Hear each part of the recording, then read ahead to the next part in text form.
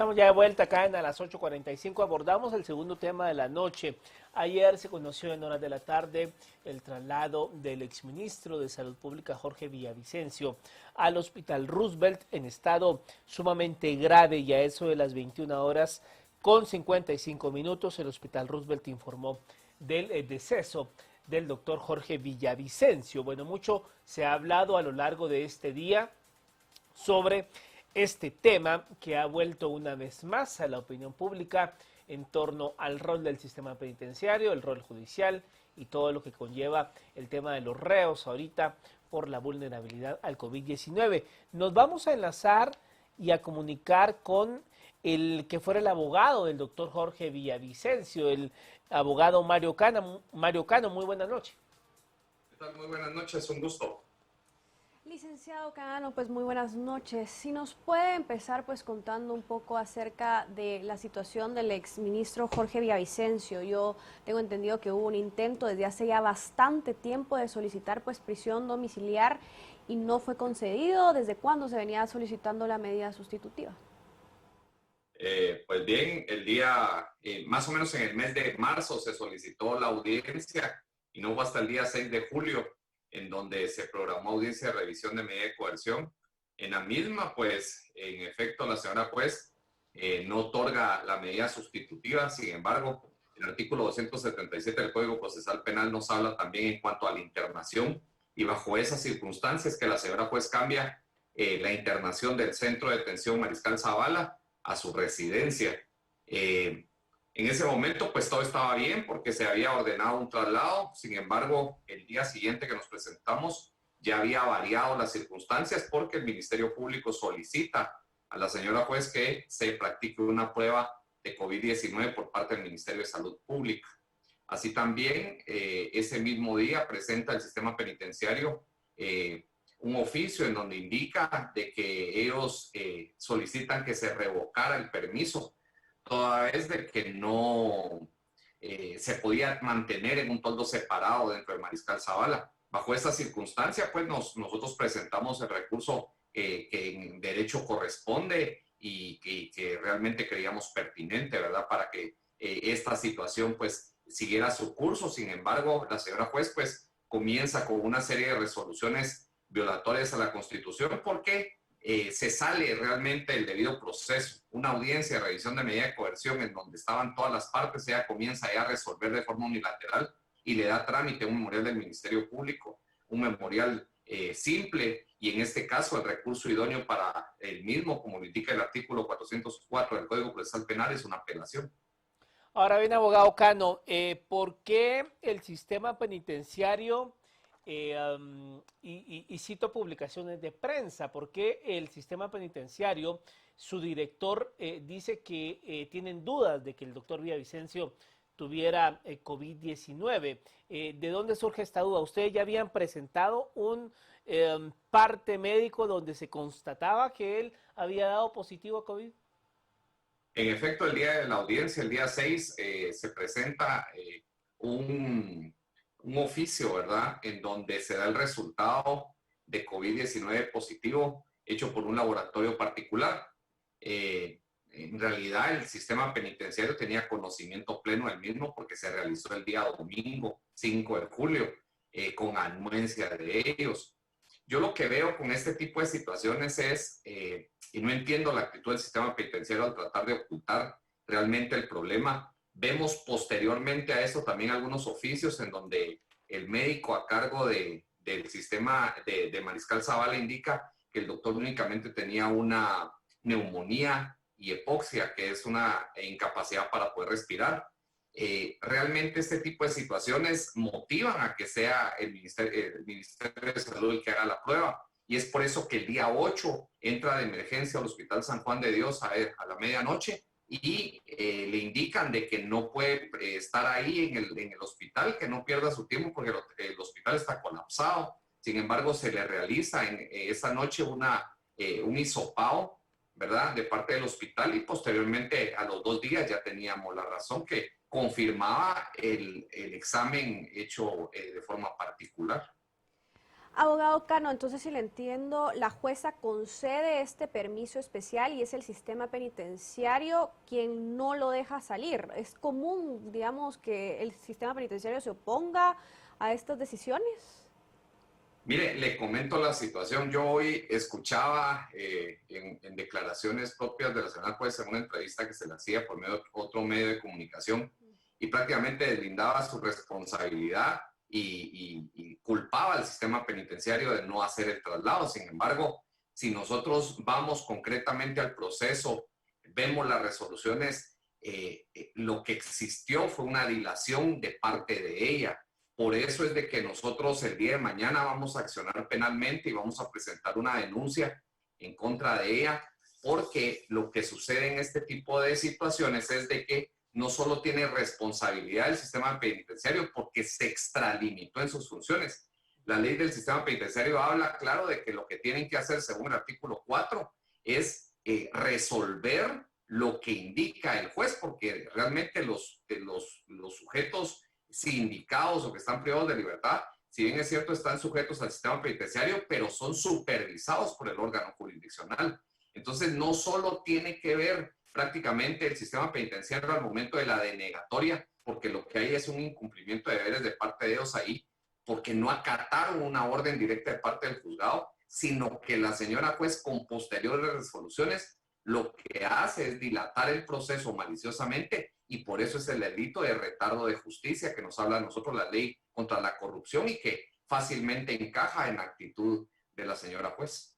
Ahora bien, abogado Cano, si ya había una resolución, si ya había un permiso de la jueza Erika Ifán, ¿por qué el sistema penitenciario dice simple y sencillamente no? O sea, no creemos que el señor, y le repito, estoy citando textualmente, da la jueza la orden para que el señor Villavicencio se vaya a su casa y el director del sistema penitenciario simple y sencillamente dice, pues desconfiamos que el señor tenga COVID. O sea, ¿en base a qué un director del sistema penitenciario se arroga la creencia o no de un parte médico? Fíjese que ahí es en donde yo le indico que realmente se extralimitan en sus capacidades y solo le quiero leer una línea de lo que dice. El sistema penitenciario ya con un oficio, el oficio es el 1574-2020 y a nosotros lo que nos indica es, en el presente caso, la Subdirección Operativa de la Dirección General del Sistema Penitenciario informa que sin ánimo de contradecir lo ordenado por la honorable juzgadora, en el citado centro penal, la mayoría de privados de libertad cuentan con su toldo personal, por lo que está de más indicar que Jorge Alejandro Villavicencio no necesita y no es necesario que se traslade a su casa de habitación. Y terminando el oficio dice, en virtud de lo anteriormente considerado, respetuosamente se solicita a este órgano jurisdiccional revocar lo ordenado en el oficio arriba identificado. O sea, lo que vemos nosotros es la flagrancia que existe, de verdad, del incumplimiento de deberes y del incumplimiento de una resolución judicial. Yo por eso quisiera, en realidad, que el director del sistema penitenciario pues agarrara su ley, ¿verdad?, del régimen penitenciario y en primer lugar analizara cuáles son sus funciones, porque al momento de solicitar una revocatoria, él tiene que analizar que ni siquiera es parte dentro del proceso para solicitar ese tipo de acciones que se dan en un proceso penal, en el cual pues las únicas partes es FESI por medio del Ministerio Público, Contraloría General de Cuentas, Procuraduría General de la Nación y su servidor como defensa. Entonces ahí es donde nosotros entramos en el dilema de la extralimitación de funciones, ¿verdad? Que realmente vino no solo a darse esta situación que conllevó y que dio como resultado la muerte de una persona. Ahora bien, abogado Cano, también ha estado circulando pues un audio en donde el exministro denuncia que el 12 de enero del año 2018 fue visitado en su clínica privada por fiscales y otras personas que le pidieron dinero a cambio de no continuar con investigaciones en su contra. ¿Qué sucederá también con este audio y estas responsabilidades que él delega en esto que él deja? Pues le comento, después de la audiencia de primera declaración de parte del señor exministro, pues él había presentado una denuncia penal en contra de estas situaciones que habían sucedido en su clínica. y es por eso que nos presentamos a FESI, porque remitieron la denuncia de una agencia metropolitana a la Fiscalía Especial contra la Impunidad. Ahí fue donde él nuevamente declara y ya señala directamente a una de las personas, ¿verdad?, que identifica plenamente, y bajo esa circunstancia y por la declaración del doctor, es que la Fiscalía Especial contra la Impunidad logra hacer una reforma del auto de procesamiento y liga al proceso penal a uno de los indicados que realmente ya estaba fuera del proceso. Esa es una de las causales con las cuales pues FESI indicó en la audiencia de revisión de medida de coerción que era una de las variantes o que era un aspecto el cual había reformado los motivos originales por los cuales quedó a prisión preventiva, y era la obstaculización a la acción penal, a la averiguación de la verdad.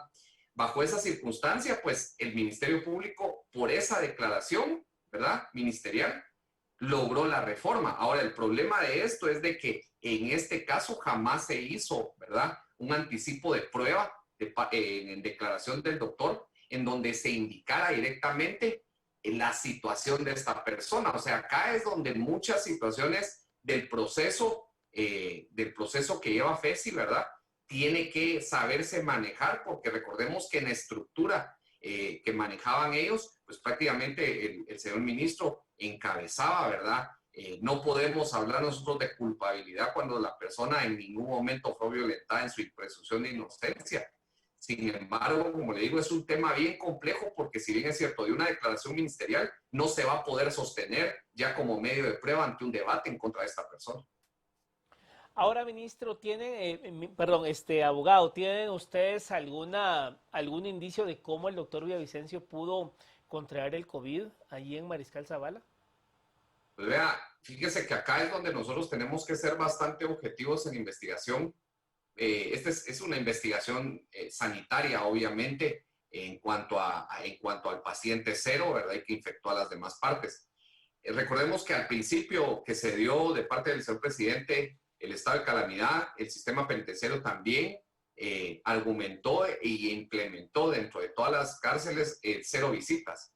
Sin embargo, recordemos que también no solo los guardias del sistema penitenciario, pues que han estado de forma rotativa en los otros centros de detención, llámese zona 18, Pavón, Pavoncito, etcétera, Fraijanes, pues pudo haberse esta gente contagiado, ¿verdad?, y realmente llevar el virus al centro Mariscal Zavala. Pero también hay otra vertiente. Recordemos nosotros que existió un allanamiento de parte de la Fiscalía Especial contra la Impunidad, autorizado por la doctora Erika Ifán, en la cual pues se realiza la verificación de gran parte del centro Mariscal Zavala. O sea, aquí es donde tenemos que entender que directamente no llegaron al toldo, ¿verdad?, o al centro de reclusión del señor Gustavo Alejos, sino que se desplazaron en todo el centro de Mariscal Zavala, ¿verdad?, en el centro de detención.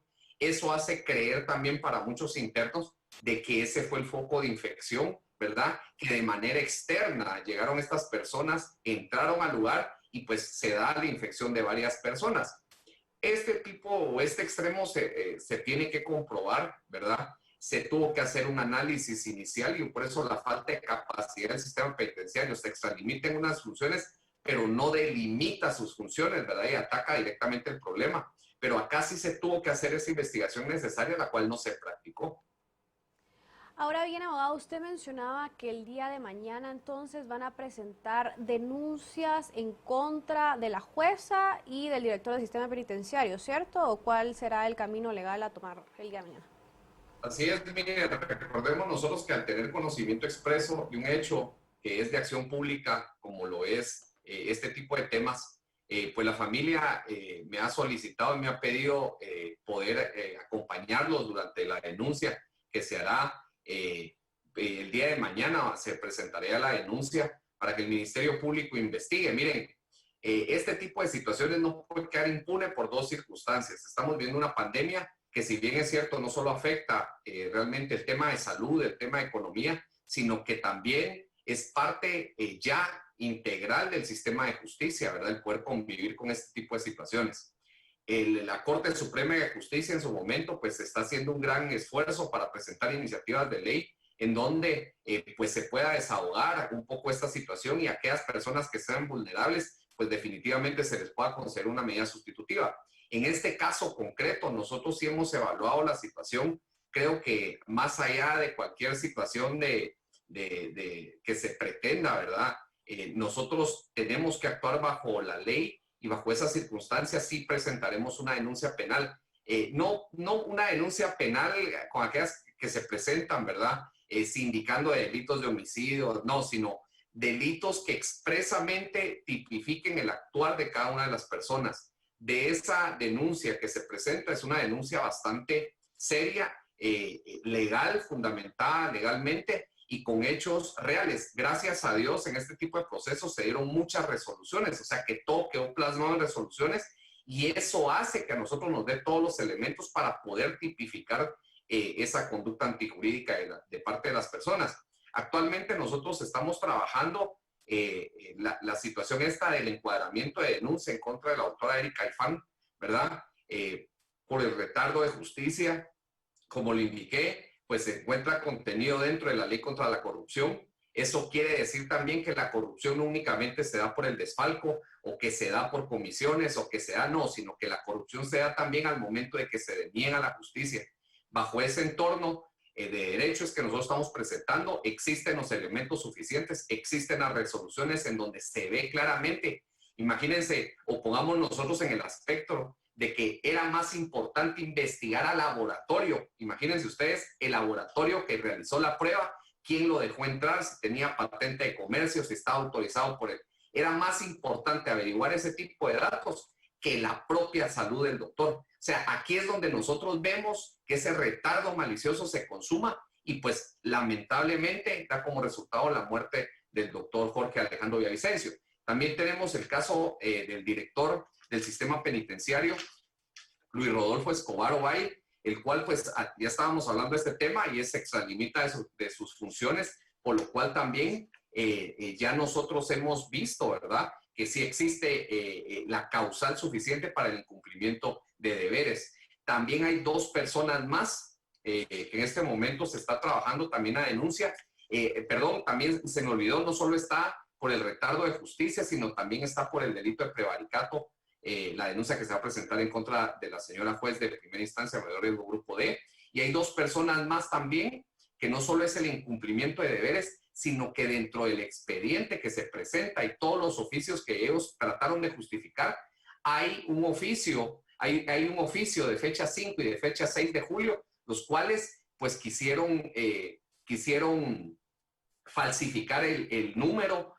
Son idénticos, la misma prueba y las mismas, el examen clínico se le hace, aparecen en los 2 oficios y únicamente la fecha tachan con un lápiz y le ponen encima el número. O sea, parece ridículo a estas alturas ya ver este tipo de documentos así, pero ellos alteraron un documento oficial, por lo cual también existe un delito de falsedad material. Entonces, al conocer el expediente, yo creo que el Ministerio Público junto con esta defensa pues va a esgrimir no solo 1, 2, 3 delitos, las conductas antijurídicas que sean necesarias para imputar y que de verdad esta situación sea un precedente. ¿Cuál es el problema de acá?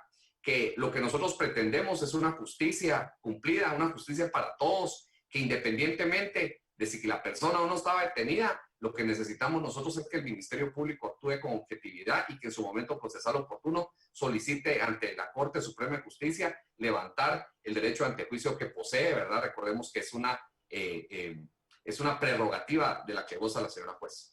Ahora bien, abogado Cano, ¿qué pasa con las demás personas que están ahí en Mariscal Zavala? Se lo pregunto porque el señor Gustavo Alejos sigue recibiendo visitas, ahí sigue entrando cualquier cantidad de gente que nada tiene que estar haciendo ahí.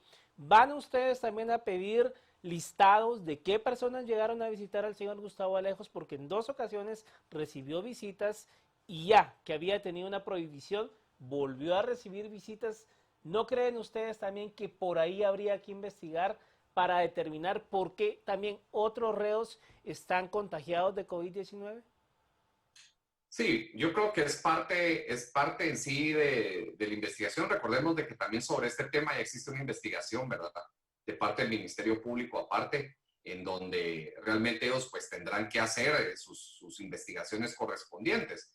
A lo que nosotros vamos es, recordemos también que dentro del mismo proceso penal está también la licenciada Saraí Villavicencio Delgado, que es hija del doctor. Ella sigue procesada, ella sigue detenida y pues nuestra función en este momento es la preservación de su vida. Ella también se encuentra recluida en Mariscal Zavala. Por eso es de preocupación y es que nosotros en este momento lo que pretendemos es que se salvaguarde su integridad, porque recordemos que uno de los principios básicos del derecho penal en Guatemala es de que exista esa posibilidad de poder enfrentar un juicio, pero si las personas están muriendo, lamentablemente vemos ahorita a esta hora que varias personas están siendo trasladadas de emergencia a los diferentes hospitales nacionales, entonces no se está cumpliendo con la función objetiva del derecho, ¿verdad? Y es la preservación de la vida para poder enfrentar un proceso penal. Bajo la circunstancia que usted me preguntaba, como le digo, ya existe un proceso penal, ya existe una investigación, nosotros pues nada tenemos que ver con esto, pero pues si en determinado momento se tiene la oportunidad de hacer la investigación sanitaria, pues nosotros lo vamos a solicitar también a razón de que sea estricta, ¿verdad? Recordemos de que también las personas que visitamos o que podemos entrar a visitar y no tenemos prohibición son los abogados, ¿verdad? En el pleno ejercicio de nuestras funciones. Abogado Cano, usted mencionaba que, bueno, obviamente dentro del sistema penitenciario se ve esta actitud antijurídica, pues, de estas personas. ¿Por qué existe este constante rechazo, pues, a todo tipo de medidas sustitutivas y el constante abuso de prisión preventiva, en su opinión, de parte, pues, de jueces en varios casos también? Mire, sin entrar a polémica y sin entrar a discusiones, de verdad que en Guatemala se han venido dando ya desde hace varios 5 años, 6 años aproximadamente, pero lo que sí tenemos que ver nosotros es nuestra realidad. Más allá de cualquier lucha o pelea de izquierda o derecha, acá lo que ha pasado desde que se ha existido mucho, de forma parcial se ha estado viendo la justicia. Hablaba con unos compañeros y mencionaban un término bastante adecuado a la situación, y es estamos saliendo de un oscurantismo jurídico. Cuando me refiero a esto es que antes, hace 3 años, pues era imposible realmente el poder pensar que uno podía solicitar una medida sustitutiva.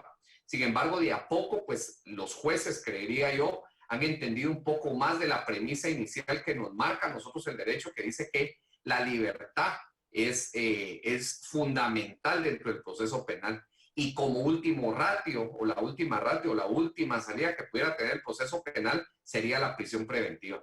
El problema es de que nosotros no tenemos en sí un concepto claro de lo que es prisión preventiva. Existe en realidad un término para poder investigar de 3, 6 meses cuando están en libertad, 3 meses cuando están detenidos. El problema es que la prisión preventiva en este momento se ha vuelto una prisión eterna, o sea, se ha vuelto una condena.